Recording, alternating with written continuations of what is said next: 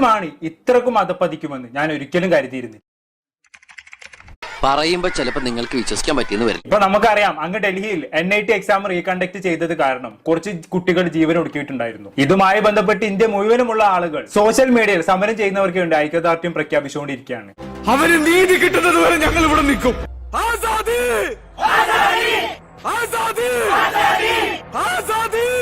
പോകാൻ പറ്റുന്നവരൊക്കെ അവിടെ പോയി സമരത്തിൽ പങ്കെടുക്കുന്നുണ്ട്. ഇത്തരം ഒരു സാഹചര്യത്തിലാണ് ഇന്നലെ ഈ വിഷയവുമായി ബന്ധപ്പെട്ട് പേളിമാണിയുടെ അക്കൗണ്ടിൽ ഒരു ഇൻസ്റ്റാഗ്രാം പോസ്റ്റ് പ്രത്യക്ഷപ്പെടുന്നു. അവിടെ ഇവിടെയും തൊടാതെ ഒരു കളി, അതാണ് എന്റെ ഒരു നയം. ഉള്ളത് പറയാലോ, ആ പോസ്റ്റ് കണ്ടിട്ട് എനിക്ക് ദേഷ്യവും അമർഷവും ഒരുപോലെ വന്നു പോയി എന്നുള്ളതാണ്. എന്തോന്ന് ഈ പണ്ണ് പറഞ്ഞു വെച്ചേക്കുന്നത്? ഇതൊന്നും പട്ടാള പറഞ്ഞോ? സ്വതന്ത്രമായിട്ട് അഭിപ്രായം പറയാൻ മേലെ വേണ്ടെങ്കിൽ വേണ്ട. അതാ നല്ലത്. സമരം ചെയ്യുന്ന കുട്ടികളെ നോക്കി പേടിച്ചേച്ചി പറയാണ്, നിങ്ങളുടെ സമരങ്ങളൊക്കെ നമ്മൾ കണ്ടു മക്കളെ, നിങ്ങൾക്ക് പരിക്കേറ്റതൊക്കെ നമ്മൾ കണ്ടു, നിങ്ങളുടെ ഐക്യം കണ്ടു, നിങ്ങളുടെ നിശ്ചയദാർഢ്യം കണ്ടു, എല്ലാം നമ്മൾ കണ്ടു. എന്തിനാ മക്കള് വെറുതെ അടി കൊള്ളാൻ നിൽക്കുന്നത്? നിങ്ങൾക്കൊക്കെ വീട്ടിൽ പോയിക്കൂടെ? ഇവളാണല്ലോ എന്റെ കർത്താവ് വിശ്വസിച്ച് ഞാൻ താലോലിച്ച് ഓമനിച്ച് ഉമ്മ കൊടുത്ത് ഇവിടം വരെ സേഫ് ആയിട്ട് കൊണ്ടാക്കി. വെറുതെ അടിയും കൊണ്ട് അവിടെ കിടക്കണോ എന്നുള്ള രീതിയിലാണ് പേളിമാണി സംസാരിച്ച് വെക്കുന്നത് അല്ലെ? സംഭവത്തെ എത്ര നിസ്സാരവൽക്കരിക്കുകയാണെന്ന് നോക്കിക്കേ. അതീ കാര്യമില്ല.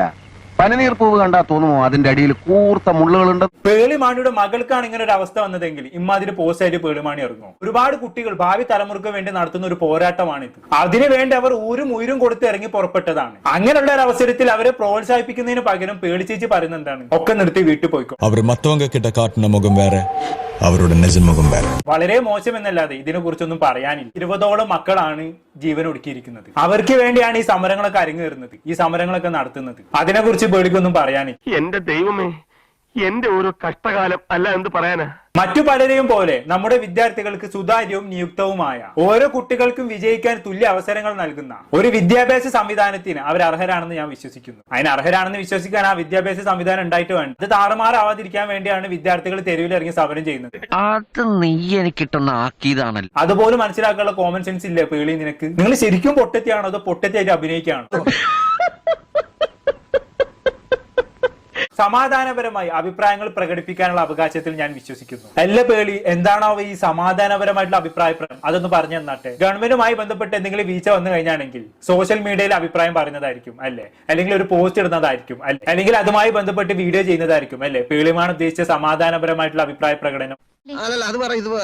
അല്ലാതെ സമരം ചെയ്യുന്നതൊന്നും സമാധാനപരമായിട്ടുള്ള അഭിപ്രായ പ്രകടനമല്ല അല്ല പേളി. ഇവിടെ പേളി പറയാതെ പറഞ്ഞു വെച്ചെന്താന്നുള്ള എല്ലാവർക്കും മനസ്സിലായല്ലോ. സമരം ഒരിക്കലും സമാധാനപരമായിട്ടുള്ള അഭിപ്രായ പ്രകടനമല്ല. എല്ലാരും വീട്ടിലേക്ക് പോയിക്കോളി. നിങ്ങൾക്ക് എന്തെങ്കിലും പറയാനുണ്ടെങ്കിൽ സോഷ്യൽ മീഡിയയിൽ വന്നിരുന്ന് പറഞ്ഞോളൂ. നമ്മുടെ നാട്ടിൽ സമരത്തിലൂടെ അല്ലാതെ എന്താണ് നേടിയെടുത്തിട്ടുള്ളത്? സ്വാതന്ത്ര്യം പോലും സമരത്തിലൂടെയാണ് നേടിയെടുത്തിട്ടുള്ളത്. അതിന് ചരിത്രം അറിഞ്ഞിട്ട് വേണ്ടേ? ചുമ്മാ വന്നിരുന്ന് ഡയലോഗ് അടിക്കാനല്ലാതെ താങ്കൾക്ക് എന്തറിയാൻ പേളി? ആകെ പേളിമാണി 1947 ഒന്നും ജീവിക്കാതിരുന്നത് അല്ല. അന്ന് വേണമെങ്കിൽ സ്വാതന്ത്ര്യ സമരത്തിന് ഇറങ്ങുമ്പോൾ പേളിമാണി പറയുമായിരിക്കും, വേഗം എല്ലാവരും പിരിഞ്ഞു പോയിക്കോളും, നമുക്ക് ഇങ്ങനത്തെ പരിപാടി ഒന്നും വേണ്ട, സമരം ഒന്നും വേണ്ട, ബ്രിട്ടീഷുകാർ എന്താണെന്ന് വെച്ചാൽ ഭരിച്ചോട്ടെ, നമ്മൾ എന്താണ് വെറുതെ പ്രശ്നം ഉണ്ടാക്കാൻ നിൽക്കുന്നത്? കുറെ കാലം കഴിഞ്ഞ് തിരിഞ്ഞു നോക്കുമ്പോ ഇങ്ങനെ ബ്രിട്ടീഷുകാരായിട്ട് കച്ചറ ഉണ്ടാക്കിയൊക്കെ അല്ലേ നമുക്ക് ഓർത്തെടുക്കാൻ ഉണ്ടാവുള്ളൂ. അതുകൊണ്ട് എല്ലാവരും പിരിഞ്ഞു പോയിക്കള്ളി എന്നുള്ള രീതിയിലായിരിക്കും പുള്ളിക്കാർ പറയാൻ പോകും. അല്ല, നഗലൻകുട്ടി ആ പറഞ്ഞത് പരിചിതം അങ്ങോട്ട് ഉപേക്ഷിക്കണ്ട. ശ്രീദേവിക്ക് ഇപ്പൊ എന്തോ കുഴപ്പമുണ്ട്. ഇതിനേക്കാളും ഭേദം ഒന്നും പറയാതിരിക്കുന്നതായിരുന്നു. അതാകുമ്പോ ഇങ്ങനെ ചീത്തവിളി കേൾക്കേണ്ടി വരില്ലായിരുന്നു. ദിസ് ഈസ് സോ ചീപ്പ്. പറയാതെ വയ്യ, മിണ്ടാതിരുന്നാ പോരായിരുന്നു. അതാകുമ്പോ മിണ്ടാതിരുന്നുള്ള ചീത്തപ്പേര് മാത്രം കേട്ടാൽ മതിയായിരുന്നു. എന്നാലും ബാക്കി പറഞ്ഞാട്ടെ. അബദ്ധം പറ്റിയതല്ല, അബദ്ധം പറ്റിയതാണ്. എന്ത് പറഞ്ഞാലും അടിയോ, എന്ത് അടിമാലി ഫാമിലിയോ.